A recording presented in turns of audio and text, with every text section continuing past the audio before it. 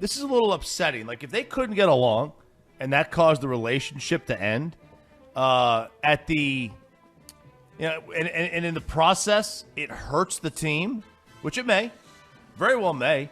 That's unacceptable. Like, we can love this coaching staff all we want. We love Mike, but it's hard to protect him if part of the reason that Kellen would leave is they didn't get along.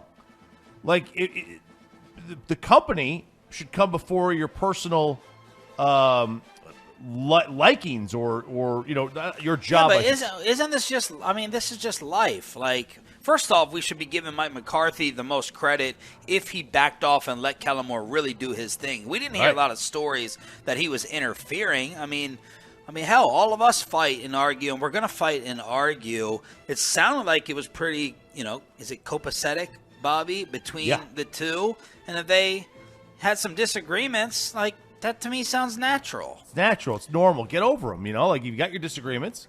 That's fine. You can still plow through and still go to work and still do a good job. You could not love – now, is it more difficult when it's your direct boss? Yes, maybe.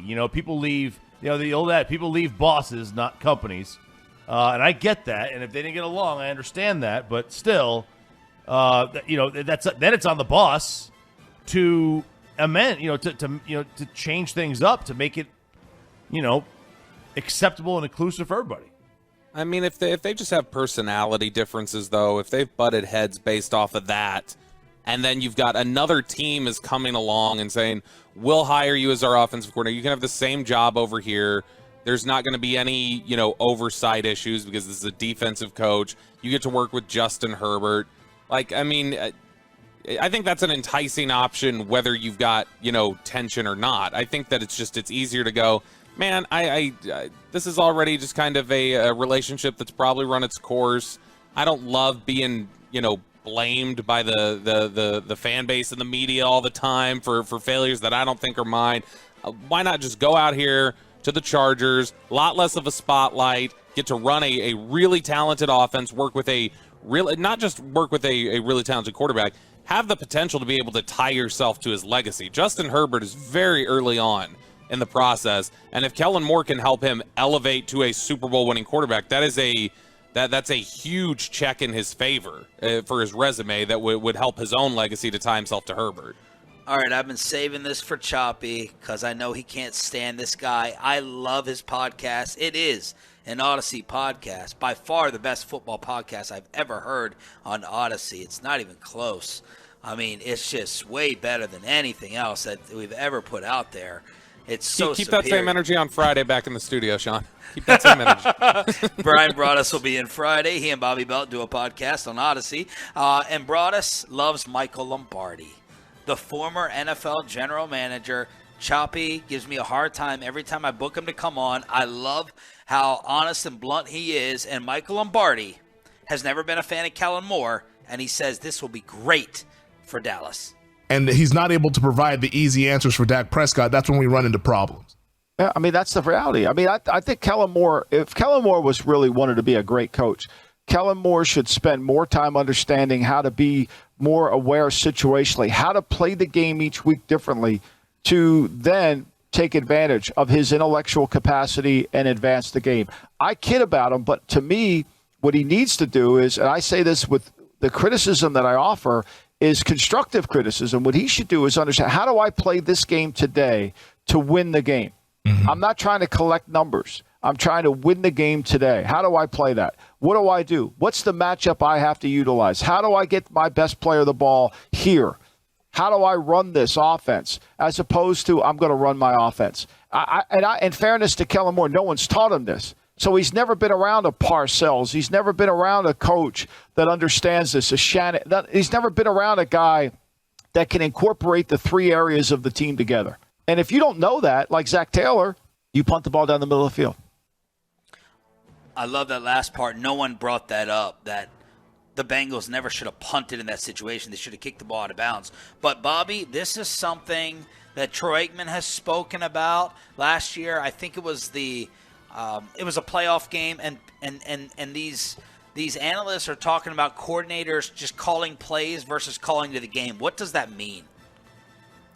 And this is something that, you mentioned Aikman. Warner also, Kurt Warner had said some similar stuff, that when there's a difference between, it's like with chess, how like this move sets up this and I'm doing this.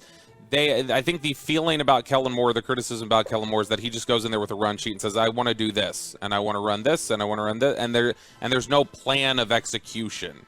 Now, is that a fair assessment? I don't know. If you sat down with Kellen Moore, I bet if you said, hey, what are you trying to accomplish this game, and how are you trying to accomplish it? I bet he would be able to lay out, well, look, I'm trying to do this so that we can get to this, and I want to do this, and things like that. My problem is not so much that he doesn't have that. My problem is that he sticks to it too religiously almost. Yeah. That he heads into games and goes, this is what I'm going to do. And there's no feel for the climate of the game. Like if things change or if you're seeing this isn't working, there's no change up. It's no, this is what I came in here planning to do. And by God, I'm going to do it. And that's my biggest problem with Kellen Moore.